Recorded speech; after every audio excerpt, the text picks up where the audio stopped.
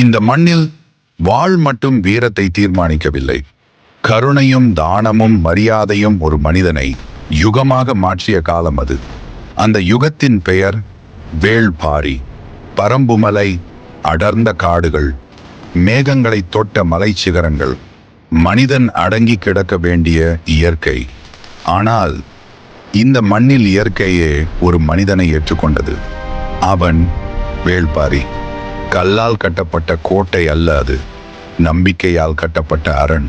பரம்புவின் கதவுகள் எப்போதும் திறந்திருந்தன. ஏழைக்கும் அந்நியனுக்கும், அதிர்ச்சி அடைந்த பயணிக்கும்.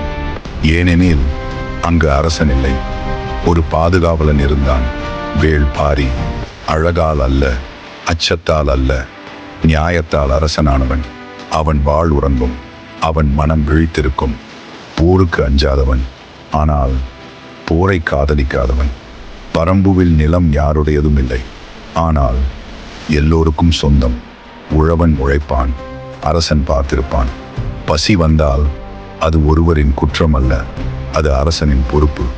அந்த காலத்தின் குரல், அந்த யுகத்தின் சாட்சி. புலவர் கபிலர். கவிதை எழுதும் கை ஒரு அரசனை வாசித்தது. இவன் அரசன் அல்ல, இந்த மண்ணின் ஆன்மா. ஒரு முல்லை கொடி தாங்கிக் கொள்ள முடியாமல் தரையில் சாய்ந்திருந்தது. அரசன் பார்த்தான். ஒரு நிமிடம் கூட யோசிக்கவில்லை. இது தாங்க வேண்டியதுதான்.